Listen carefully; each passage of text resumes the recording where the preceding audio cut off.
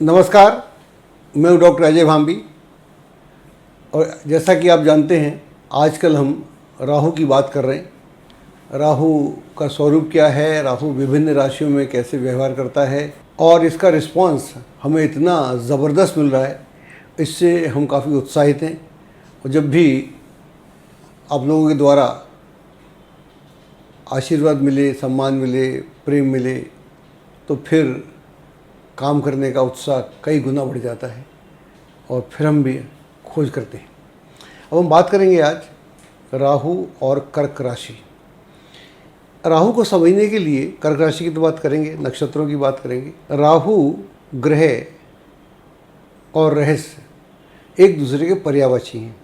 ऐसा कहना तो राहु को सम्मान देना है, लेकिन हो क्या रहा है, राहु को एक खतरनाक षड्यंत्रकारी ग्रह बना दिया है और जितने अवगुण है उससे जोड़ दिए।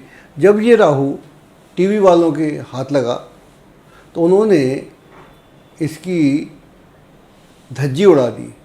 जितने भी अवगुण हो सकते हैं, जितने नेगेटिविटी हो सकती है, वो सारी राहु से जोड़ती है।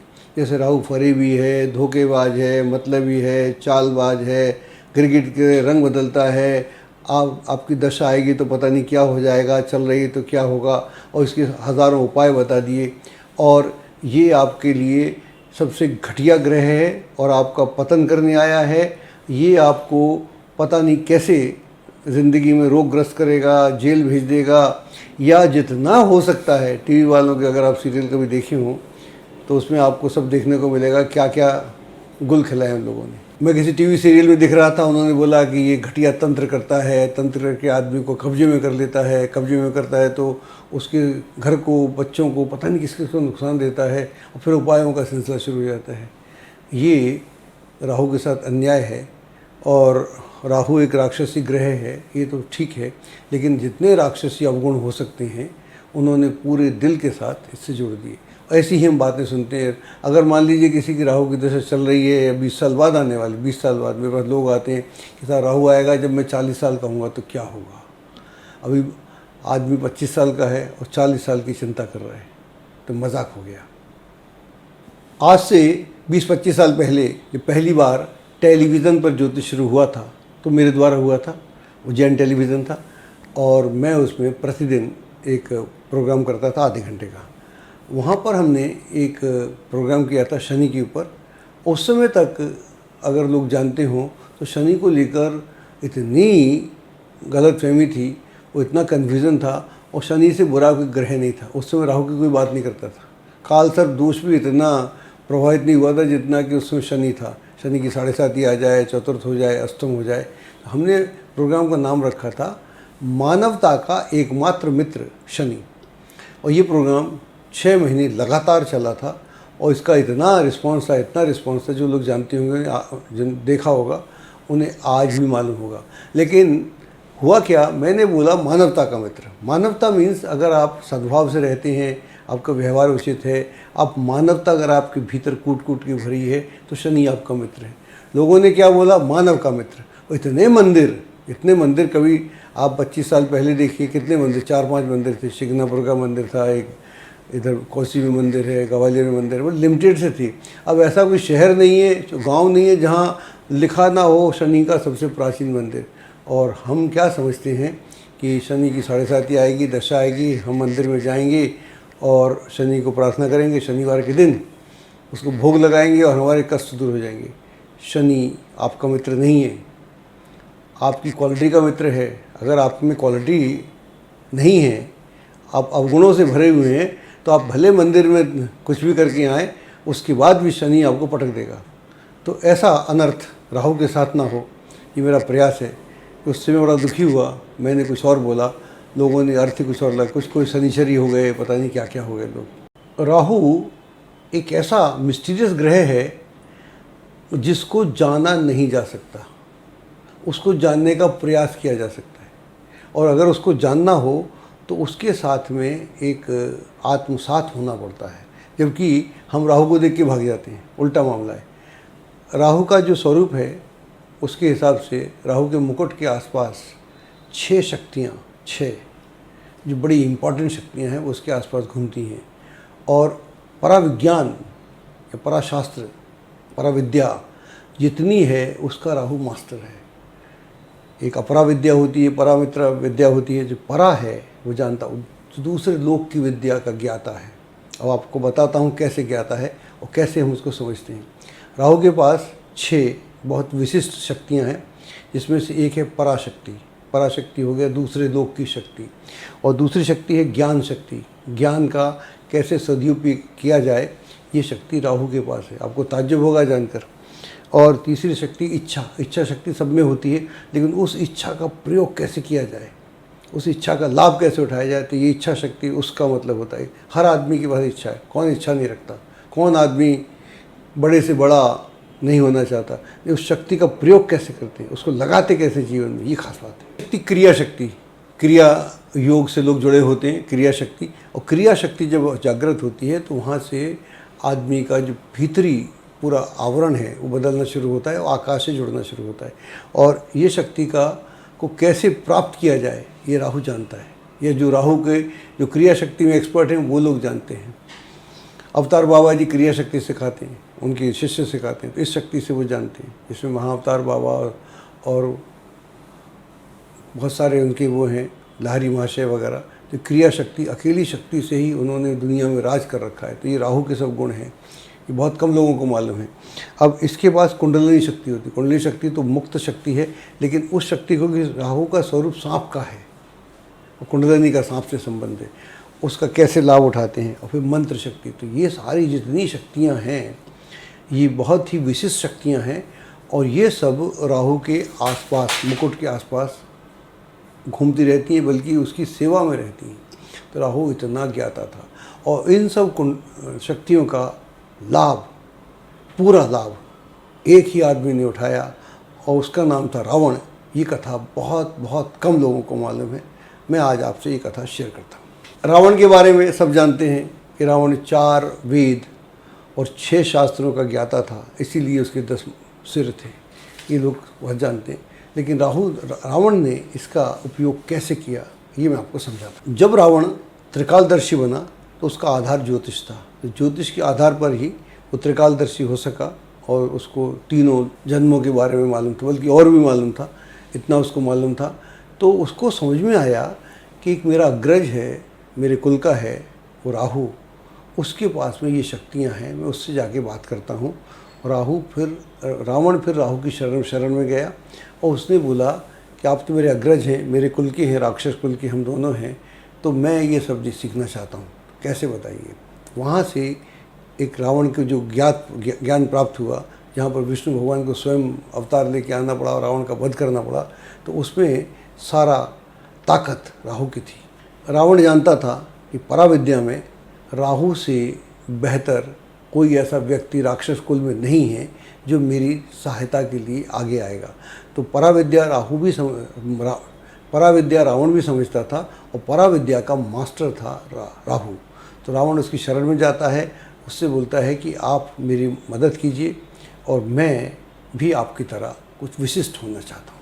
जब पराशक्ति को आप जान लेते हैं तो आप इस लोक के अलावा अन्य लोगों को भी जान लेते हैं। रावण के बारे में ये बात प्रसिद्ध है कि सब लोगों को जानता था, त्रिलोक का ज्ञान रखता था, विजिट भी कर लेता था।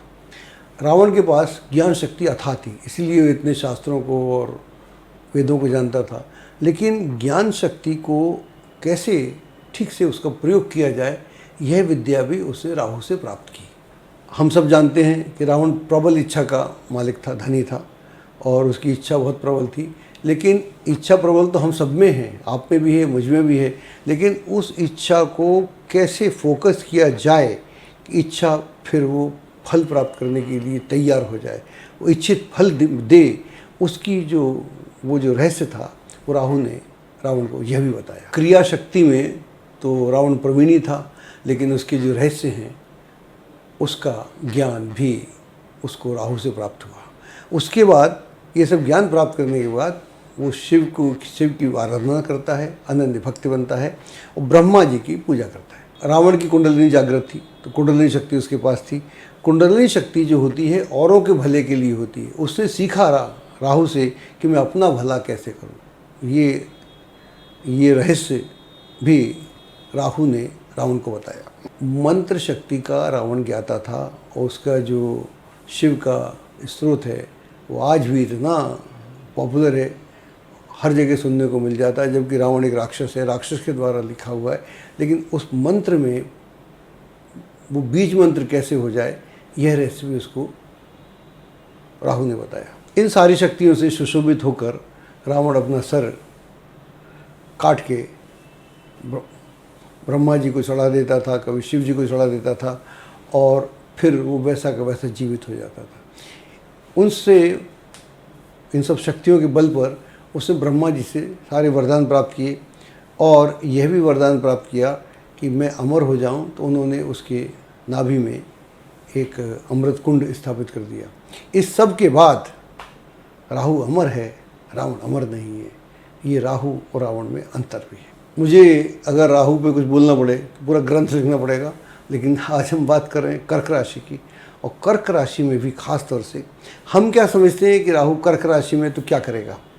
मैं ऐसा नहीं समझता। मैं समझता हूँ कि राहु कर्क राशि में तो 3 सवा 2 नक्षत्रों से होकर गुजरता है। एक पुनर्वसु है, एक पुष्य है और एक आश्लेषा है। तो इसमें जो पैदा होते हैं लोग, उनको किस तरह के चैलेंजेस आते हैं, वो कैसे फिर उन चैलेंजेस से पार करते हैं या नहीं करते हैं, यह हम उदाहरण से समझने का प्रयास करते हैं। हमारे पास एक कुंडली है जिसमें हम इस नक्षत्र की बात कर रहे हैं जहाँ पर राहु है। और राहु जब कर्क राशि में होता है, राशि तो कर्क ही रहेगी, तो इसका स्वामी चंद्रमा है। तो ये भी एक कारण है, कई लोग राहु को कर्क में देख के, क्योंकि वहाँ का राशि का स्वामी चंद्रमा है, तो बहुत सारी बात कर देते हैं नेगेटिव। लेकिन यही यहाँ पर राहु जो 3 सवा 2 नक्षत्र हैं, अलग अलग तरह से उन पर विचरण करता है। तो मेरे पास कुंडली है युवराज सिंह की, जो हमारे फॉर्मर क्रिकेटर हैं और ऑलराउंडर थे। बहुत कमाल के बल्लेबाज रहे हैं और उन्होंने वर्ल्ड कप जो 2011 का हम जीते थे उसके वो मैन ऑफ द सीरीज़ थे। बहुत कमाल की चीज़ है। उन्होंने वनडे में 6 छक्के भी लगाए थे एक बार, तब भी हम T20 का जो वर्ल्ड कप पहला था वो जीते थे 2007 में। तो उनका जिक्र करने में अपने आप एक जिक्र में स्वाद भी है, अच्छा भी लगता है, आज भी अच्छा लगता है। उनका जो राहु है, कुंडली आपके सामने है, चतुर्थ भाव में। हम यहाँ पर बिल्कुल नहीं देख रहे कि कौन से लग्न है, कौन सा क्या है, या इनका कर्क लग्न है, लेकिन नहीं सॉरी मेष लग्न है, मेष लग्न है, माफ़ कीजिएगा। तो यहाँ पर कर्क राशि में राहु है और ये नक्षत्र है पुनर्वसु। पुनर्वसु नक्षत्र थोड़ा सा मिलता है, 3 डिग्री 20 मिनट तक का ही मिलता है, शुरू में मिलता है। और इसका जो स्वामी है वो है गुरु। पुनर्वसु का स्वामी गुरु है। अगर आप युवराज सिंह के कैरियर को देखें तो इनके फादर भी योगराज भारतीय क्रिकेट में खेले थे, सफल नहीं हुए थे। शुरू में उन्होंने बड़ी मदद की इसके लिए, अपने बच्चे के लिए। और ये सारा जो हुआ अपने प्रयासों से हुआ। शुरू में मदद की इनके फादर ने, लेकिन बाद में फैमिली को डिस्प्यूट थे। I am not going into that, उनसे हमारा मतलब नहीं है।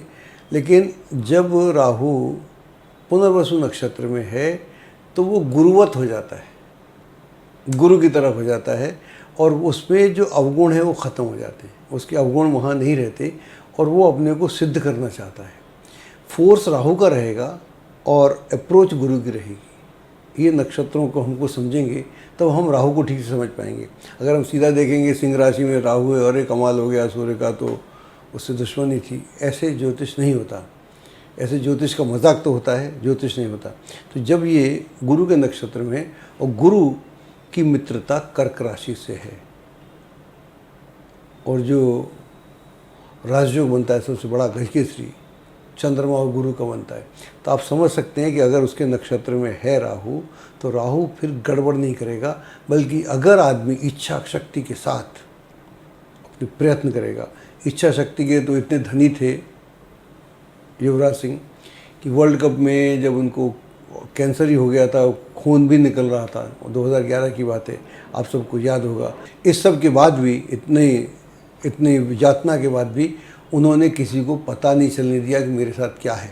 उसके बाद ही मालूम पड़ा कि उन्हें कैंसर है। फिर वो गए, कैंसर का इलाज कराया, वो ठीक हो गए। ये भी अपने आप में एक चमत्कार है। तो राहु कर्क राशि में हो, गुरु के नक्षत्र में हो, पुनर्वसु में हो, तो राहु मित्रवत हो जाता है, राहु गुरुवत हो जाता है और राहु कृपालु हो जाता है। हमको राहु को ठीक से समझना पड़ेगा। ये फिल्मी राहु नहीं है, कुछ भी बोल दिया जाए। एक और कुंडली है मेरे पास, ये भी क्रिकेटर की है, गौतम गंभीर की है। गौतम गंभीर को मैं जानता हूँ जब वो इतना बड़ा था। वो अपनी माँ के साथ, मामा के साथ आया करता था। उसका एक ही प्रश्न होता था कि uncle will I play India. मैं उसको बोलता था एक ज़माना आएगा, समय आएगा कि भारतीय टीम जो बनेगी क्रिकेट की तुम्हारे नाम से शुरू होगी। तो ही वॉज एन ओपनर। तो पहले गौतम गंभीर, फिर तेंदुलकर, ये सब नाम आते थे। तो ऐसा भी हुआ। अब इनका देखिए, इनका भी आपके सामने है, मिथुन लग्न है और द्वितीय भाव में कर्क में ही राहु है। यहाँ पर राहु कर्क में है लेकिन नक्षत्र बदला तो पूरा व्यक्तित्व बदल गया। यहाँ पर राहु जो है पुष्य नक्षत्र में है।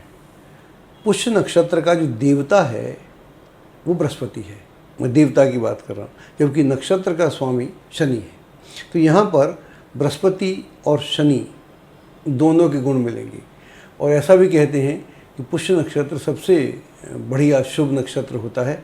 अगर कोई भी दिन हो, अगर पुष्य नक्षत्र हो तो वो मुहूर्त अपने आप में शुद्ध हो जाता है।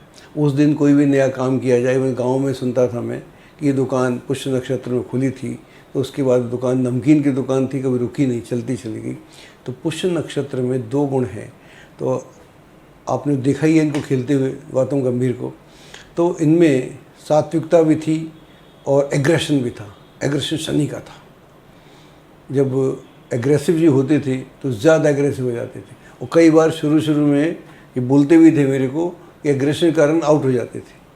Well set he was, but suddenly वो दूसरा शनि घुसा दिमाग में और शनि राहु मिले, अपने विकेट खो के चले गए। ऐसा कई बार कहते थे। तो जम गया तो भी डाउट करते थे जब सेंचुरी ना हो जाए। तो ऐसा भी चला, बट ओवरऑल उनका कैरियर बहुत अच्छा था, क्योंकि यहाँ पर गुरु भी है और शनि भी है। तो गुरु ने धीरे धीरे उनको चैतन्य किया, उनकी चेतना को वापस किया। उनको समझ में आया कि क्या मैं एक दिन ऐसा कभी करूँगा। तो ये सारी बातें, मैं तो बहुत कुछ उनके बारे में जानता हूँ, बोलना नहीं चाहता हूँ, लेकिन वो मेरे को एक बार बोले थे कि क्या मैं कभी सचिन तेंदुलकर और द्रविड़ इन सब के सामने अपना प्रदर्शन कर पाऊँगा। मैंने कहा ऐसा मत सोचो, प्रदर्शन करो, उनसे बेहतर हो जाएगा। बेहतर तो नहीं हुआ, लेकिन उनकी समकक्ष अवश्य हो गया। और जो हम 2011 का वर्ल्ड कप जीते थे वनडे वाला, उसमें इनका रोल सबसे ज़्यादा था। लास्ट वाली इनिंग में श्रीलंका के खिलाफ।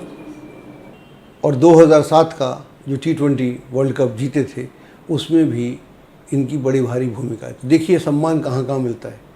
और जगह प्रदर्शन अच्छा नहीं है, लेकिन वहाँ जीते। इसके बाद ये जो कोलकाता की टीम थी उसके कैप्टन बने, उसको भी जिताया। तो सब तरह के सम्मान लेके आज भी ये बहुत अच्छी पोजीशन पे हैं। तो पुष्य में जब राहु होगा तो उसका रोल अलग होगा, जब पुनर्वसु में होगा तो अलग होगा। अब हम एक और कुंडली देखते हैं, जब राहु आश्लेषा में होगा तो क्या करेगा। मेरे पास तीसरी कुंडली है करीना कपूर की। तो करीना कपूर की कुंडली है और इनका भी राहु जो है वो कर्क में है, लेकिन यहाँ पर नक्षत्र जो है अलग है। नक्षत्र जो है वो है आश्लेषा। अब आप यहाँ पर देखिए फ़र्क आए। इनकी जो बड़ी बहन थी करिश्मा कपूर, वो जब फिल्म में आई तो उनका बड़ा विरोध हुआ। उस समय राज कपूर जिंदा भी थे, वो नहीं चाहते थे। कपूर ख़ानदान के लोग शुरू में नहीं चाहते थे कि उनकी लेडीज़ फिल्मों में काम करें, इसलिए बबीता ने नहीं किया, नीतू सिंह ने नहीं किया काफ़ी लंबे समय तक। ऐसा चाहते थे कि उनके घर की बेटी ना आए, उसको करिश्मा को तो प्रॉब्लम हुआ, इनको प्रॉब्लम नहीं हुआ कोई भी। तो यहाँ पर राहु जो है आश्लेषा के नक्षत्र, बुध के नक्षत्र में। तो जब ये शुरू की इसकी कुछ फिल्में आई थी, आई थिंक अशोका थी, अशोका, और उससे ही हिट हो गई थी वो। उसके बाद इस करीना कपूर ने अपनी ज़िंदगी को बहुत आगे बढ़ाया और बहुत अच्छे तरह से आज सेटल हैं। एक तो राहु की बुद्धि बहुत ही शार्प है, किसी भी स्थिति को, रहस्य को जानता है। और बुध जो है वो प्रति उत्पन्न मति देता है, तत्क्षण, at the spur of moment you decide. तो एक तो रहस्य को जानता है, रहस्य क्या है, एक्टिंग का रहस्य क्या है, या गेम का रहस्य क्या है, या पॉलिटिक्स का रहस्य क्या है, जो भी आपका, या साइंस का रहस्य क्या है, या मेडिसिन का रहस्य क्या है, या ऑपरेशन कैसे सफल होता है, क्यों असफल होता है, या प्रिडिक्शन करने का रहस्य क्या है, जो भी आपका क्षेत्र हो। तो वहाँ पर राहु आपको वो नेक देता है, अनकैनीनेस देता है कि आप उसको गहराई में जाके समझें कि इस आदमी की समस्या कैसी है, या मेरी समस्या कैसी है, मैं इस समस्या से निकलूँ तो कैसे करूँ। और जब बुद्ध के साथ होगा तो बुद्ध के साथ वो तात्कालिक रूप से योग कारक हो जाता है। ये कोई शब्द नहीं है ज्योतिष में, वो मतलब फ्रेंडली हो जाता है, अतिशय फ्रेंडली हो जाता है। अतिशय फ्रेंडली हो जाएगा तो कहीं से कहीं पहुँच जाएंगी। और जब ये बीच में प्रेग्नेंट हुई थी पहली बार, तो इनके उसके ही फ़ोटो चलते थे। ये एक नया ट्रेंड ने शुरू किया था कि टमी बम्प जो होते हैं उसका लेकर काफ़ी किया था। तो एक ट्रेंड सेटर हैं, एक्टिंग में भी, जीवन में भी। आज वेल सेटल्ड हैं, परिवार में हैं, और सैफ अली खान की पत्नी हैं।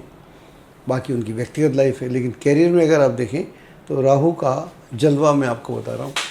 हमको मात्र राहु एक राशि में देख के, चंद्र राशि में देख के हम राहु की बात नहीं कर सकते। हमको उसके नक्षत्रों को देखना पड़ेगा, डिग्रियों को देखना पड़ेगा। तो मैं तो बहुत सारी बातें देखता हूँ, मैं पता नहीं क्या देखता हूँ, मैं तो इसमें भी हज़ारों बातें देखता हूँ। लेकिन जो मैं कह पा रहा हूँ इतना ही अगर आप देख लें, इतना ही कोई देख के बात करे तो आपके प्रेडिक्शन का अंदाज़ बदल जाएगा।